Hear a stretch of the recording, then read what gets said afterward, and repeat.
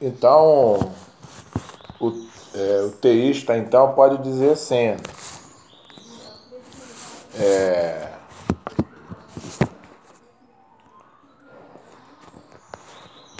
um Deus bom, né, criou criaturas boas com uma qualidade boa chamada de livre-arbítrio, mas infelizmente essas criaturas boas usaram essa coisa boa, esse bem, para trazer o mal ao universo, quando ele se rebela contra o seu Criador.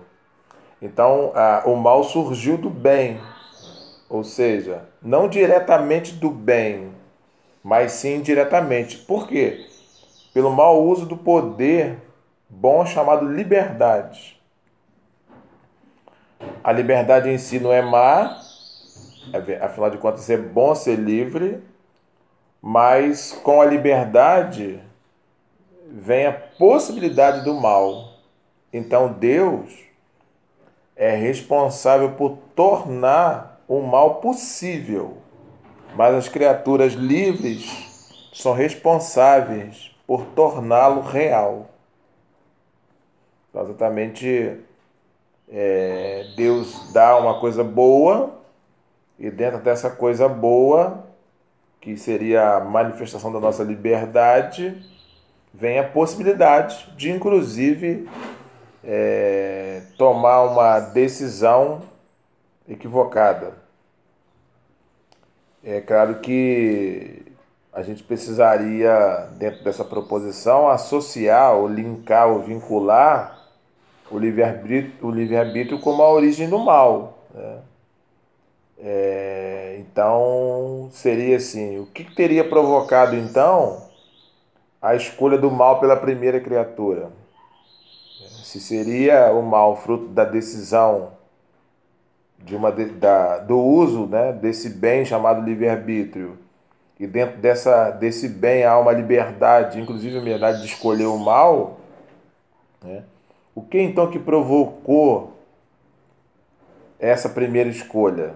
Qual foi a causa? Qual foi a origem? Então o teísta vai diferenciar a causa primária, que seria a ação livre de Deus, e causa secundária, ou seja, a ação livre do ser humano. Então, porque Deus dá o poder de escolha para cada um de nós, não faz de Deus responsável pelo exercício desse livre-arbítrio que cada um de nós recebeu, inclusive de fazer o mal. Então, Deus não realiza as ações livres por nós.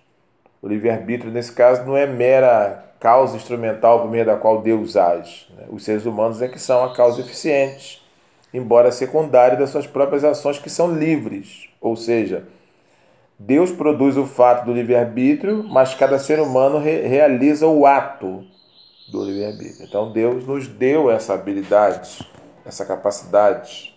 Isso é uma realidade. Mas colocar isso em prática, exercitar isso, é uma questão própria da criatura, do caso, o ser humano. Então Deus passa a ser o responsável pela possibilidade do mal. Mas a responsabilidade não é dele, é nossa. Então Deus não deseja que o mal seja feito, nem deseja que ele não seja feito. O que ele deseja é permitir que o mal seja feito, e isso é bom. Então ele não deseja que ele seja feito nem que não seja, mas ele deixou aberto a possibilidade de ele ser feito, e isso que é bom, né? De você poder também escolher por esse aspecto. Mas olha bem, se Deus não pode desejar o mal, então qual é a sua causa? Caímos de novo nessa questão. O que provocou? Qual é a causa? Já que nenhuma ação pode ocorrer sem ser causada, né, por uma razão, por um motivo. Esse é o princípio da casualidade, né? Todo evento tem que ter uma causa. Se ele existe, qual foi a causa? Então essa seria a resposta do teísta, né? A causa é o exercício distorcido do bem, da bondade. Seria a causa. Agora, o próximo ponto seria a natureza desse mal. Qual é a natureza? Qual é de fato a essência? Qual é a identidade? Quais são os atributos desse mal? Né? É um problema difícil, né? E desagradável para a gente. Porque se só Deus é eterno e tudo que ele criou era bom, então o que é o mal? A gente precisa rejeitar o dualismo, né? O mal não é um princípio coeterno, ou seja, o mal não é tão eterno quanto Deus, de uma forma dual, paralela, né? Embora fosse separado, né, de Deus, porque ele não é eterno, ele tem uma origem. Deus não, Deus é eterno. Então não dá para fazer esse dualismo de coexistência eterna, né? Então só Deus é essencialmente bom e a gente precisa dissociar isso. O mal é algo separado de Deus, não é algo que esteja ligado a Deus. E essa dificuldade, né? Se o mal, ou seja, não pode ser separado de Deus e não pode proceder de Deus, o que é? Então a gente pode resumir da seguinte forma: Deus é o autor de tudo que existe, o mal é algo que existe, portanto Deus é o autor do mal. Essa seria uma proposição lógica. Ele criou tudo que existe, o mal existe, então ele é o autor do mal. Se eu rejeitar a primeira premissa de que Deus é o autor de tudo que existe, né, eu vou cair no dualismo, porque nesse caso existem coisas fora da ação criativa de Deus.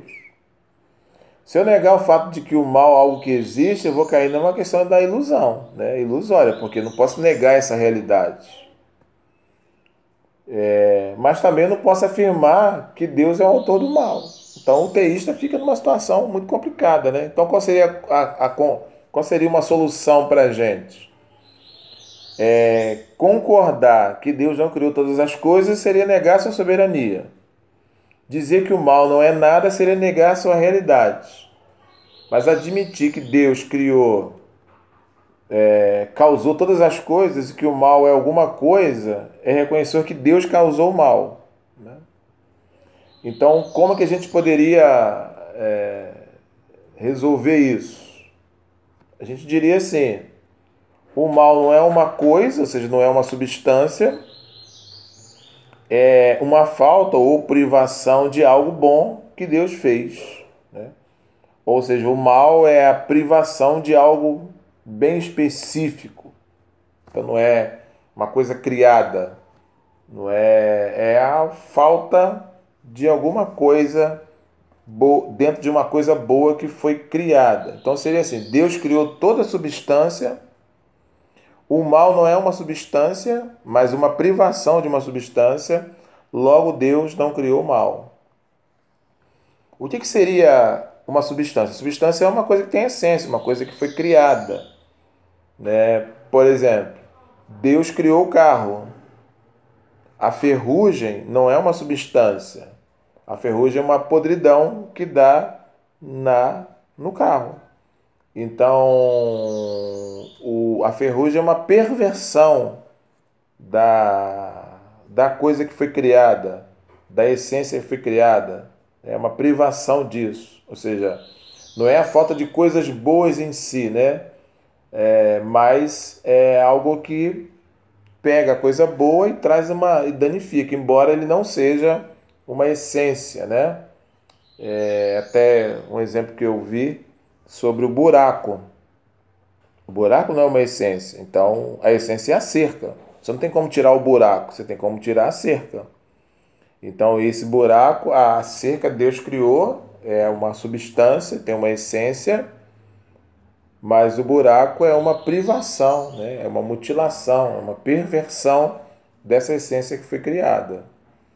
Por isso que se diz que o homem é bom na sua essência, o diabo também é bom na sua essência, foi criada uma substância boa. O pecado, a rebelião é realmente uma privação, uma mutilação dessa essência boa que fora criada. Então, só existe, o mal só existe em outra coisa, ele não tem uma vida sozinha, né? Mas privação não é a mesma coisa que ausência, né? Por exemplo, uma pedra tem ausência de visão, né? Então a visão está ausente na pedra, assim como está para um cego, né? Os dois têm ausência de visão. Mas a ausência de visão na pedra não é uma privação, né? Porque a pedra nunca teve visão. A privação é algo daquilo que deveria estar ali. Então, por uma pessoa, a ausência de visão é uma privação. Para a pedra, não, só tem a ausência da visão, mas não tem a privação, né? Porque ela não deveria ver.